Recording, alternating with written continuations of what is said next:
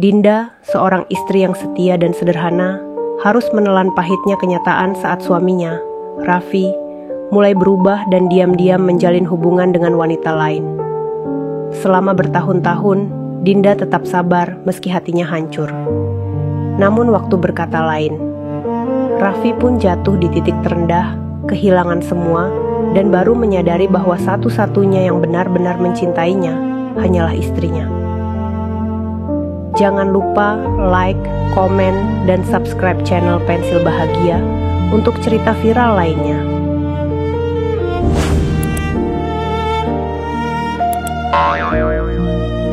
Namaku Raffi.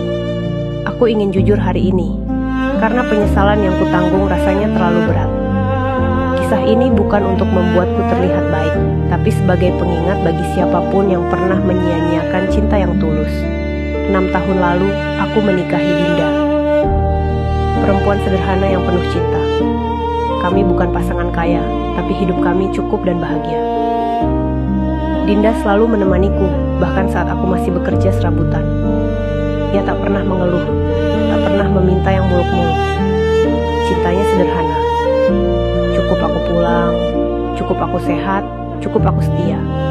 Tapi aku bodoh. Saat aku dapat pekerjaan tetap di perusahaan swasta dan keuanganku mulai stabil, semuanya mulai berubah. Aku merasa lebih percaya diri, lebih keren, dan duduk lebih layak untuk dicintai banyak wanita. Di sanalah aku bertemu Selin, rekan kerjaku yang cantik dan energik. Awalnya hanya sebatas ngobrol. Lama-lama, aku mulai curi-curi waktu. Aku pulang lebih malam, berdalih lembur. Padahal, aku makan malam dengan Selin, tertawa dengannya. Bahkan mulai menyembunyikan ponsel dari Dinda. Dinda mencium perubahan sikapku, tapi ia tidak pernah marah. Ia hanya lebih sering terdiam. Matanya mulai tampak sendu. Tapi setiap kali aku pulang, ia tetap menyambut dengan senyum. "Mas capek ya? Aku bikin teh anget ya." Aku diam. Kadang hanya mengangguk. Kadang sengaja langsung ke kamar.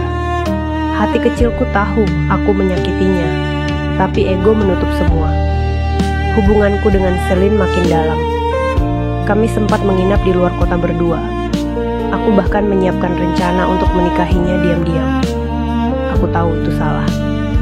Tapi nafsu, ambisi, dan kesombongan membuatku buta. 3 tahun setelah hubungan gelap itu, dunia seakan membalas. Kantor tempatku bekerja terkena gelombang PHK. Aku termasuk di dalamnya. Gaji terakhir hanya cukup untuk hidup sebulan. Aku mencoba mencari kerja baru, tapi usiaku dianggap terlalu matang untuk posisi yang sama. Usahaku bangkrut. Tabungan terkuras Selin, yang dulu selalu bersamaku, tiba-tiba menghilang. Chatku tidak dibalas, nomornya sudah tidak aktif. Aku terpuruk.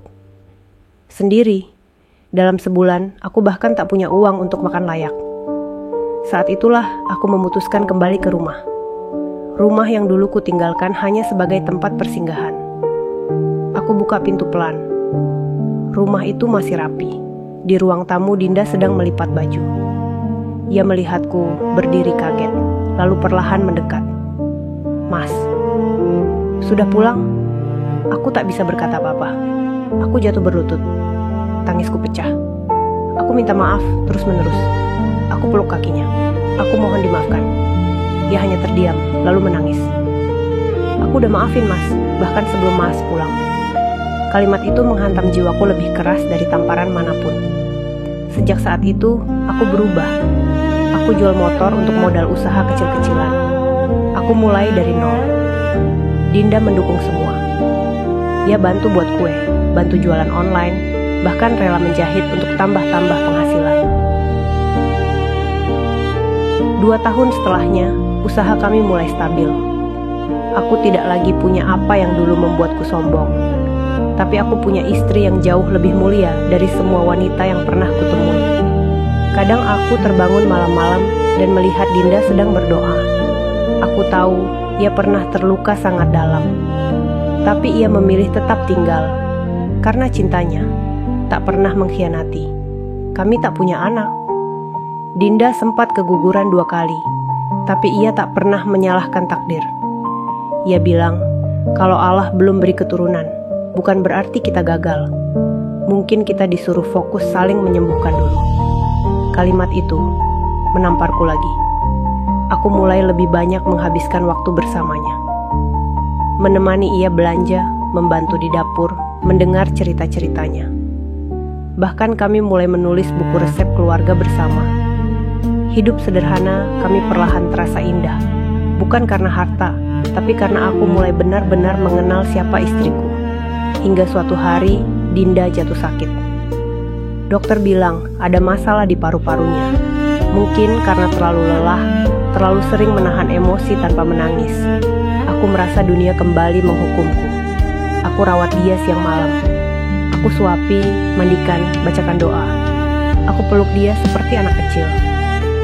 Dan di suatu malam, saat tangannya mulai dingin, Dinda berkata pelan, "Mas, kalau aku gak ada nanti, jangan balik jadi Raffi yang dulu ya." Tangisku pecah. Tapi aku genggam tangannya kuat-kuat. "Kamu gak akan kemana-mana, Din, kamu akan sembuh. Aku belum selesai membahagiakan kamu." Namun pagi itu, Dinda pergi. Ia meninggal dalam tidur, dengan senyum di wajahnya. Dan aku kembali kehilangan cinta sejati. Kali ini, untuk selamanya.